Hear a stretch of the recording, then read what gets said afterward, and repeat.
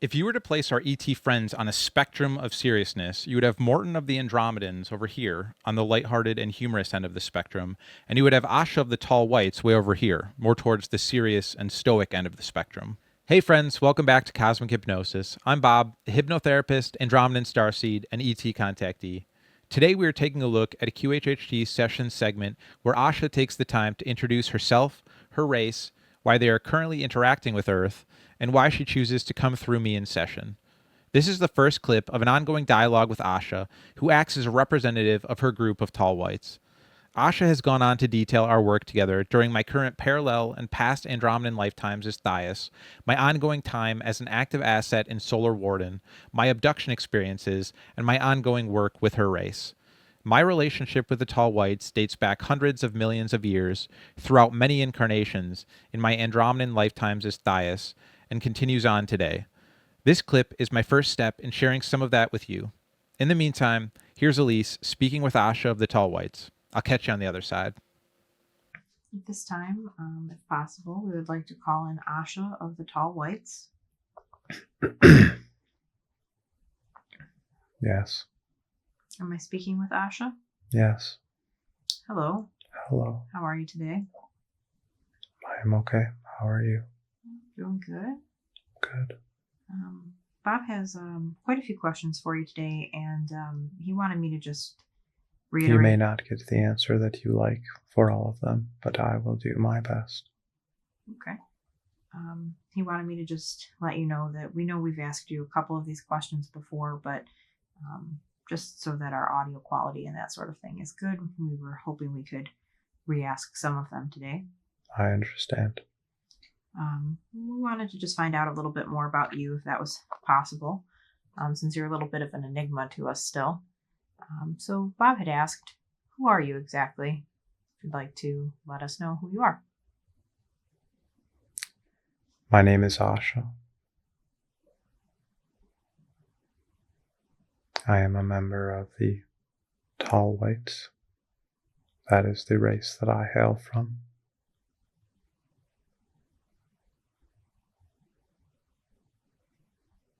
Okay. I will not be telling you today where we hail from, but you may ask me other questions. Okay. Do you have a family? Yes, I have one daughter. Okay.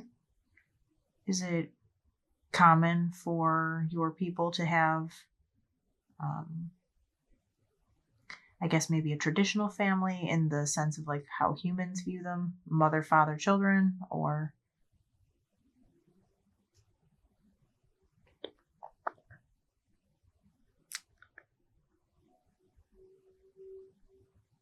To some extent, but our focus on raising our children is in large part a community effort.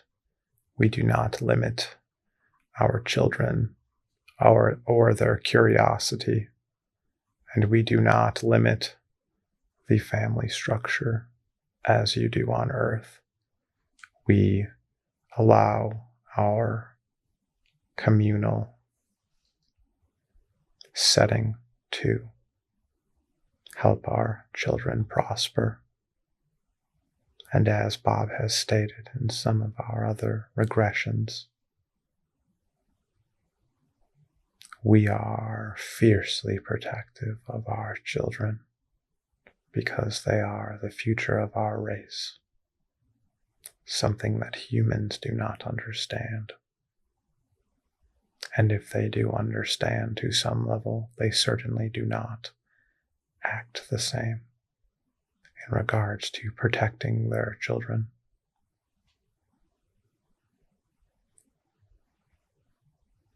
Okay.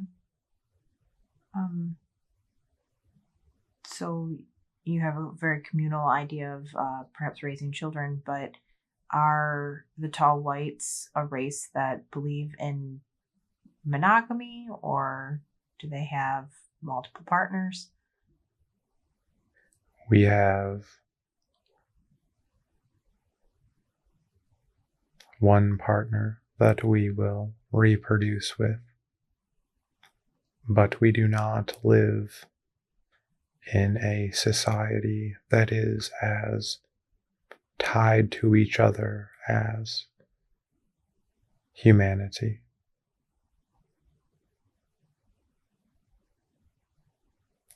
For example, our females typically focus on raising our children, and we live for our children, among our other work, but our focus is on our children. And many of our men focus on other work.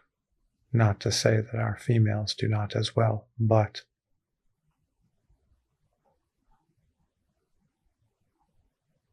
we do not live, say, in a house where dad comes home from work, mom slaves away.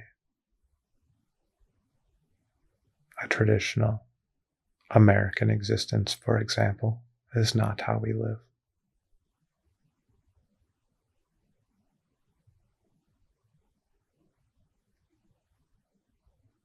Okay. That's very interesting. What density and dimension does the race that you are from exist in? We are from the 7th dimension. How does that differ from the 3rd density, which is what most of Earth humans exist in?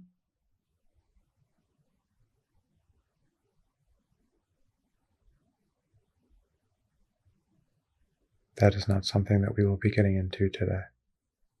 Okay. Something we will be explaining on the ship. Okay. We would like to give Bob an education on all of the dimensional realities, not limited to what we are able to draw through in a QHHT session, which is often limited to many factors such as Bob's battery, how his body is feeling. Is he being attacked? There are many limitations to the information that may flow through a session. There is also the difficulties in Bob verbalizing some of this information. And for those reasons, we choose to explain all of the dimensional planes when Bob is with us on the ship, and not before, as we wish to give him a complete overview of everything so that he can properly disseminate the information as necessary. Please be patient with us, as some of these questions are going to be limited in our responses. Okay. Do the tall whites also incarnate on Earth like other starseeds and other races? There are some tall whites that have incarnated on Earth, yes. If we were going to put a percentage on it, we would say less than 5% of starseeds are made up of tall whites. But we would also like to stress that when it comes to starseeds, there are more starseeds, races on Earth than names that you have. For example, Andromedan, Pleiadian, Arcturian, Syrian, Draco, Tall White, Emerther, and others. The list goes on. You have names for some, but not all. Keep that in mind when you are thinking about starseeds. There are souls on Earth from many corners of the galaxy, many corners of the universe. Many souls have volunteered to come to Earth during this time of ascension to help raise the consciousness of the planet and save as many souls as possible. On Earth, you live in a 3D reality where there is a polarization between good and evil, light and dark. Unfortunately, Earth was on a quite negative trajectory weapons of great destruction were being used that were affecting the vibratory reality of many dimensional realities. And for those reasons, many, many, many, many races from many, many, many dimensions chose to incarnate on Earth. We say many dimensions, although the dimensional planes are limited in number. But the fact that you have beings from multiple dimensions on Earth is quite a rare feat. It is not always the norm. But many souls heard the call and chose to come to Earth. Now, with that said, there are many people, such as Bob, that often question why they made this decision, but it will allow for significant growth spiritually, not only for the people of Earth that are willing to hear the message that starseeds have to share, but it will exponentially help with the growth of these souls that have chosen to incarnate from elsewhere. Even you, Princess, as someone who is rather frustrated with life on Earth and humanity as a whole, it will pay off, I assure you.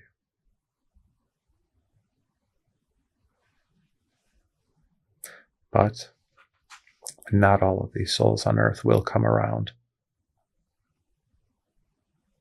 Not all of these souls will be moving on to the next stage of existence. When Earth ascends, when the shift takes place, these souls will be left behind to continue living in a dualistic reality where there is good and evil, light and dark, until they choose to change. When they are done living a service to self-life and existence, they may move on, but we all have choices to make. We all learn at our own rate, and that is no different for the people of Earth. Unfortunately, there are many forces at play at this time on your planet. Some good, some not so good. But overall, the forces of light will prevail, and those souls that are ready will move on. Many people that are listening to my words through Bob's work will join him on the 5D Earth. That is temporarily, until Bob moves on and returns to Zenate. But he is not done yet, and the work will continue for now. Okay. We were wondering if you could describe what the tall whites look like.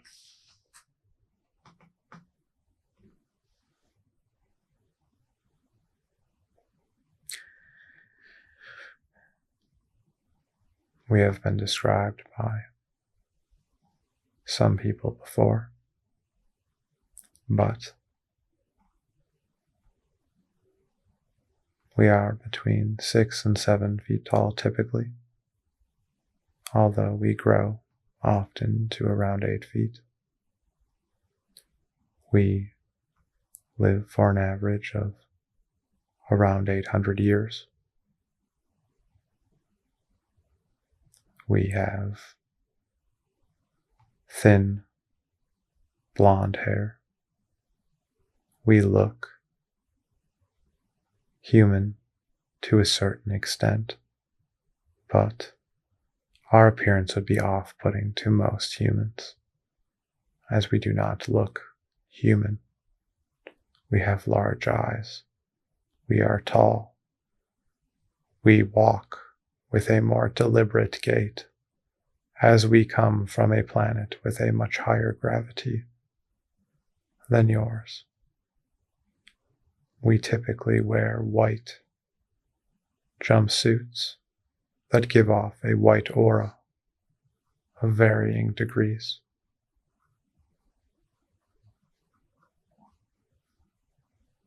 May hurt the eyes of some, but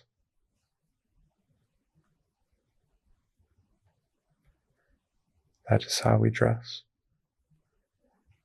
Every tall white carries a pen-like device that doubles as a weapon. Our nervous system is much more advanced than yours. We move very quickly. We can be very formidable warriors, although we do not enjoy fighting. It is not something that we do unless it is necessary.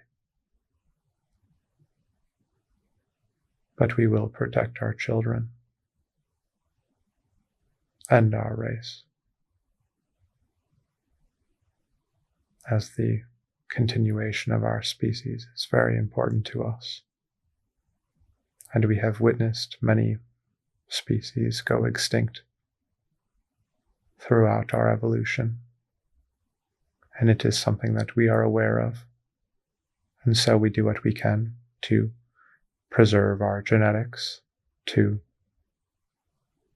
ensure the safety of our people, and to limit our exposure to hostile races that may have negative intention. And for some of those reasons, we will be rather vague with some of our answers when it comes to where we are located or some of our history and some of our customs, but we will share them over time.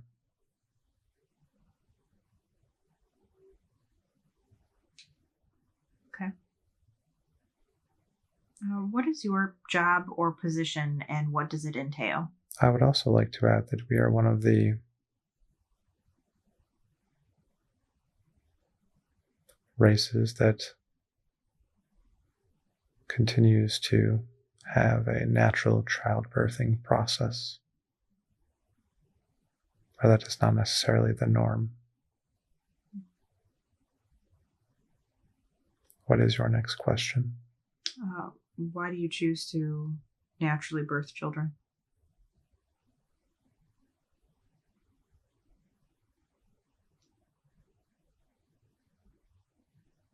Because we believe in the holistic approach to child rearing. We feel that it is a strong way to preserve the genetic code as well as the maternal bond and connection between our children and our species. We feel that the development of our children is of utmost importance, and so we feel that it is not necessary to take a hands-off approach. We feel that it is important to be involved in the process as much as possible and feel that it leads to a deeper connection between mother and child. Interesting. We were curious if you could detail what your job or position is and what that entails.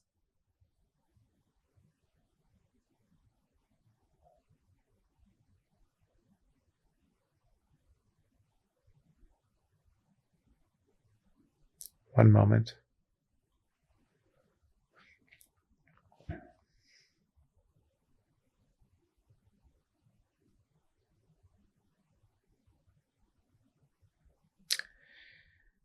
If you were to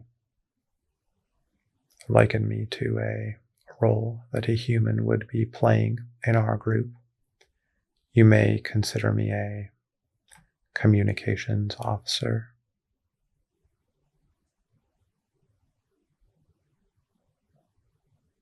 Within our group.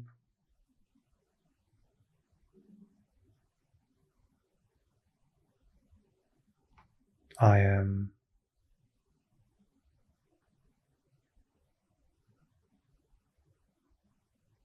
one of our more vocal participants of our group. I am part of a small crew. We are currently located on a ship, observing. Will not give you the exact location today. Bob can see us, but he will not verbalize it.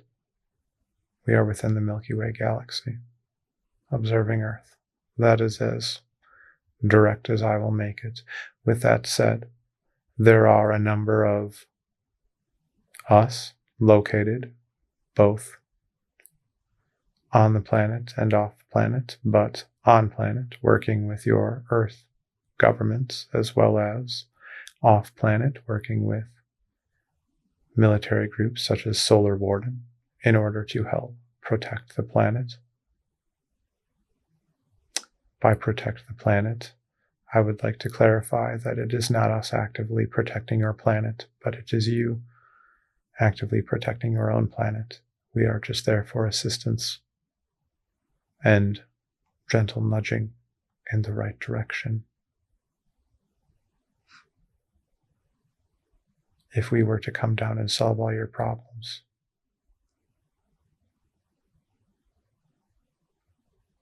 you would not have any answers to the new problems that would arise. I believe you would liken it to a childhood game on Earth called Whack-a-Mole. There would always be a new mole to whack, and it is not our job to do the whacking for you. It is time for humanity to stand up on her own and become members of the galactic family. And in order to do that, it is up to you to stand upon your own 2 feet and become part of the family on your own. We are simply mentors along the way, here to help guide and assist. That is all.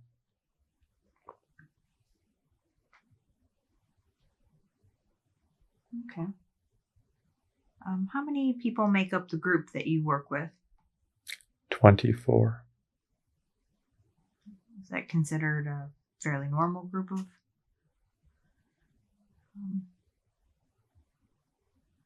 I guess a normal crew? Sometimes crew sizes vary, but currently our ship is outfitted with 24 members of our race. Sometimes we interchange, sometimes those of us that are located on a base on Earth or off of Earth may come to our ship and change out with one of the crewmates who are on our ship, but it varies. It's no different than any work that may happen on Earth or off of Earth. With an Earth human, people go on assignment, they come off assignment. There is work to be done. We all specialize in different things.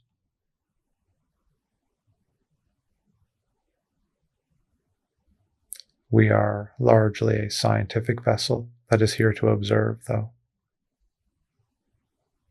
to witness what is going on. You and Bob have much insight into what is going on. You often go outside and you see our ships.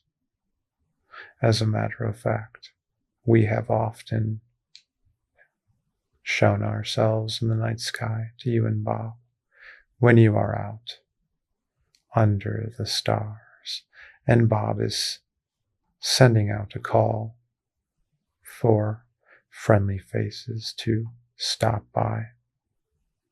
Now, we do not always come, because we are not always in the vicinity, or we may have things that we are focused on. As you have noticed, when Bob was speaking about how he had not seen us in a few weeks, but we are always watching. We are always supporting.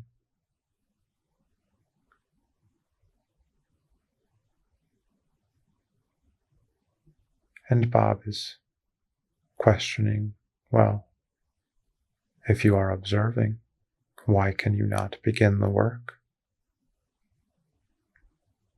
And I would just like to reiterate what Treyas said in your last session, and that is that there is a lot of red tape, and the Galactic Federation is moving forward on your work, and it is just a matter of time. The dominoes will fall how they are supposed to fall, and you will see us very soon. But there is much work to be done, as you know. And while Bob often takes it as a personal slight, it is anything but that.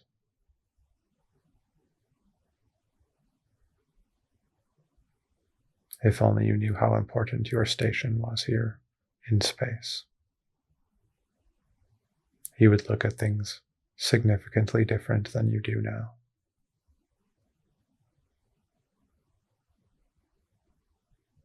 Bob is coming around to that.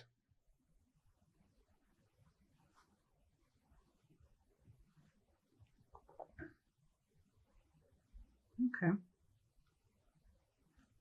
I have another question, specifically about a general question, I suppose, about the race. What do the tall whites eat?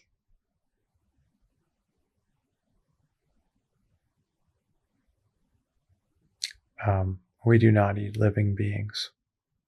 It is a choice that we have made as a race, both on an individual and a collective basis, not to ingest other living animals. Now, with that said, there is consciousness in all living things, whether humans are ready to realize that or not. And so a lot of our food is synthetically created with nutritional properties that are adequate to meet our nutritional needs.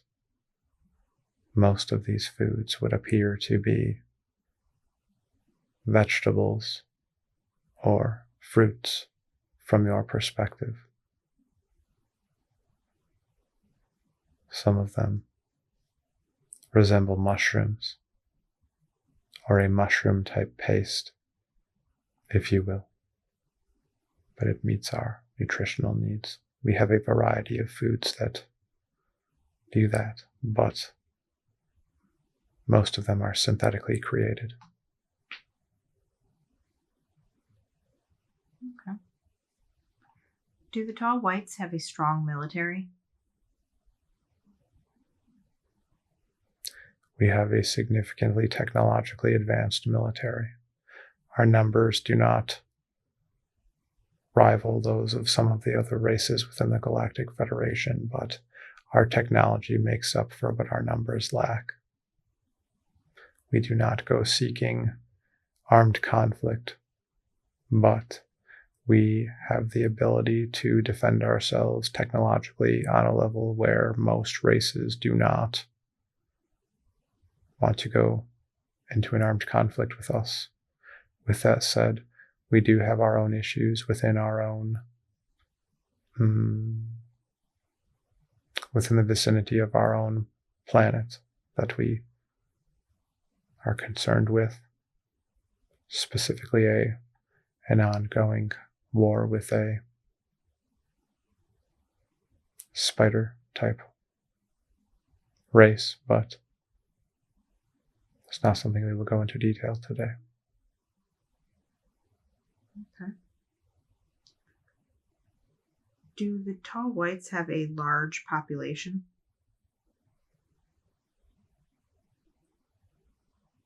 I would say that we have a mid-tier sized population.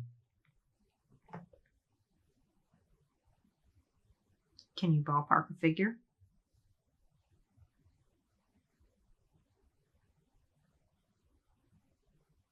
Not today. That is not something that we would like to give out. We feel that it is too sensitive a topic. Okay. There is a bit of confusion. We like to hide our numbers and our movement as much as possible. We do not feel that it is important to share that with the entire universe today. Something we would like everyone to realize through these sessions when they hear answers from us that they do not. Many Earth humans would feel, well, what is the significance to hiding? How many people make up your population? It is very clear how many people live on Earth. Well, sure, but that is not something we feel that we need to broadcast.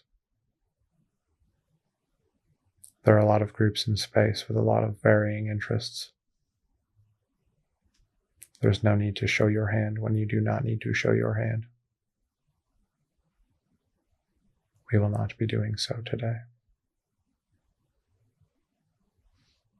That's understandable. There's currently a bit of confusion floating around online about what you look like. We've often heard talk of the tall whites being confused with Nordic beings as well as Pleiadians. What can you share with us to set the record straight? How would you explain the differences to someone new to the idea of these various groups? There is a shortage of information available to us on Earth. I will put this in the most simple terms possible. A Pleiadian looks like a human in a sense that you would struggle to tell a Pleiadian from an average human if someone was to come across them on the street. With that said, you would notice that the Pleiadian is arguably the most beautiful human you have ever seen in your life, because the Pleiadians exhibit human characteristics of, well, from your perspective, it would be near perfection, as they are extremely beautiful beings made in the image of God. But we look slightly different. Our hair is thinner. Our eyes are larger. Our walk is different. We give off a white aura. We would be rather off-putting to the average human if we were to come across you on the street.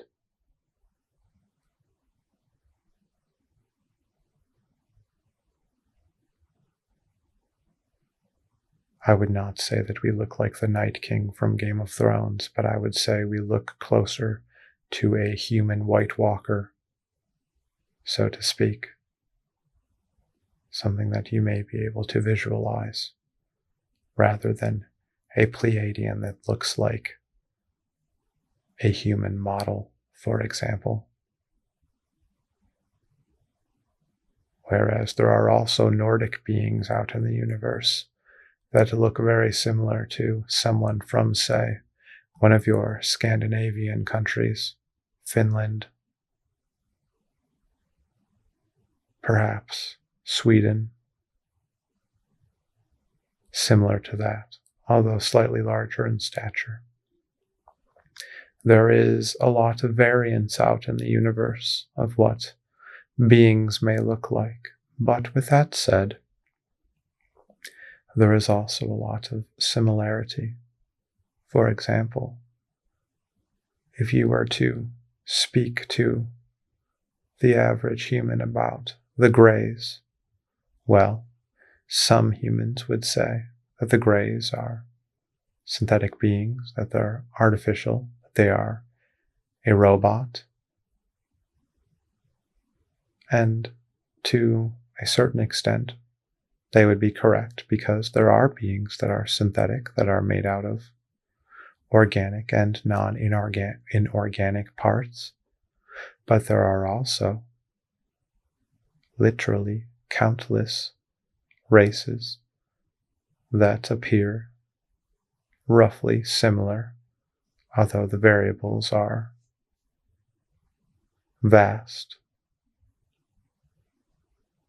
And while you could line up many of these grays, a human would have difficulties at times telling certain races apart, but the differences are there nonetheless, and these races come from vastly different places. They have vastly different interests, they have vastly different values, and different cultures, and different ways of being and thinking and feeling, and there's a lot of variance out in the universe, as is a lot of similarity. So keep that in mind when you are thinking of beings out in the universe, or aliens, or anyone really. But that is something we would like you to take away today.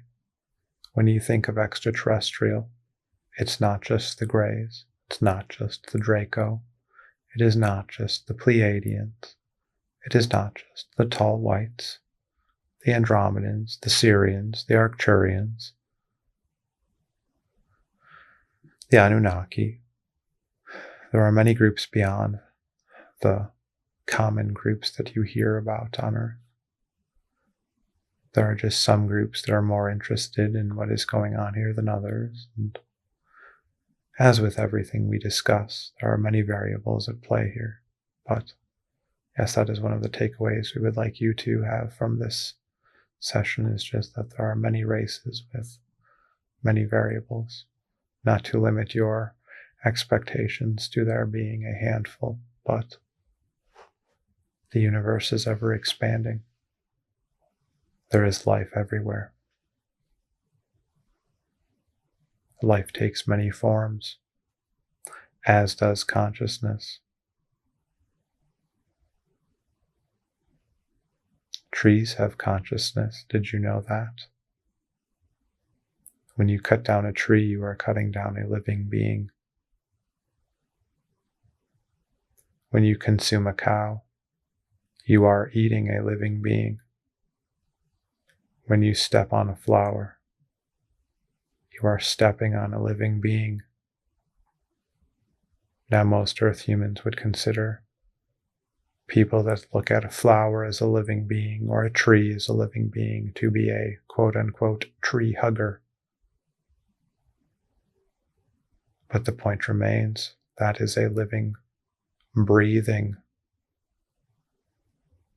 being at a different stage in their development, going through different experience, so that they can learn different lessons, so that they can see a different perspective, so that they can gain knowledge towards their expansion and their universal growth, with an effort to make it back to source and help all living beings on their journey home. Keep that in mind.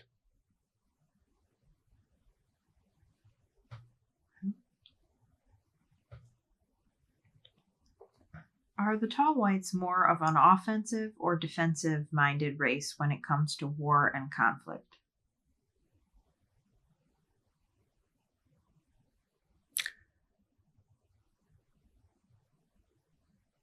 We are a defensive race, but sometimes a good defense is a good offense. It varies. It depends on the conflict. It depends on the enemy. It depends on the situation. It depends on the battle. It depends on what is going on. Something that many people will find frustrating is how we constantly say that there are many variables to everything, and that remains here as well. There is a lot of nuance to armed conflict. We always prefer to reach an amicable conclusion where blood is not spilled, but we will do what is necessary to ensure the continuation of our race, and will not hesitate to kill you without notice.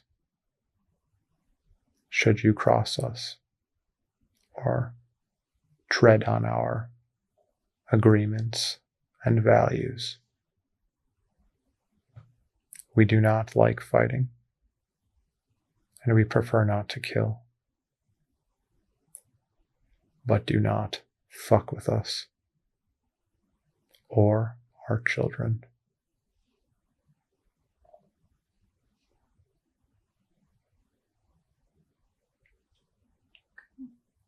What is your motivation to get up every day? Self-expansion, exploration, curiosity, the will to improve, the quest for knowledge, our interest in helping other developing races break free of the control systems that exist out in the universe. And along our journey of expansion, to do good where we can, to spread light, to spread love, and to spread hope.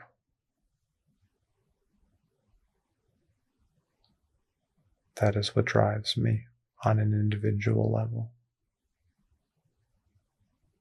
as well as many others of our race. We believe in Earth, and we believe in her ability to break free of control. We are here to attempt to give humanity the tools that they need in order to create their own path. There are negative groups here at play, hoping to stranglehold Earth and take it down a very dark road, a road that is controlled by them, but we feel that it is a very important mission to help developing species that are under the control of negative beings break free of those restraints so that they can forge their own path, good or bad. Everyone has free will, but it is very important that beings are given the ability to evolve without the outside influence. And we do what we can to work against that where we can. And we are currently here on Earth helping as much as we can, as hands-off as possible, while still giving you the tools to move forward. But we all have free will. You have to want it, both on an individual level as well as a group level. But it starts on an individual basis. It's one light that turns on, turns into 2, turns into 4, turns into 8, turns into 16, and there's exponential growth. That is how light and love can spread quickly. You can start by loving your neighbor. You may be surprised at the outcome. That begins with you and goes from there. I have my reasons for waking up every day. Now it's time for you to find yours. I challenge each and every one of you that is listening today. Evaluate. Why do you wake up in the morning? What drives you? It's a question we should all be asking ourselves often. As always, a big thanks to our patrons for your ongoing support of the channel, allowing us to do this work, and to you for checking out our content. To hear more insight from our ET friends, check out our detailed playlists here on Cosmic Hypnosis, and head over to our Patreon for the stuff that we can't release publicly on YouTube, as well as membership tiers featuring discounts on your next session with us. If you're interested in finding out your purpose for incarnating on Earth, where your soul comes from, how you can best navigate your life, and hearing ideal advice by you, for you, check out the links in the pinned comment for booking an online session with Alysse or myself today. We look forward to learning and growing with you. I'll catch you in the comments and see you in the next one. Later.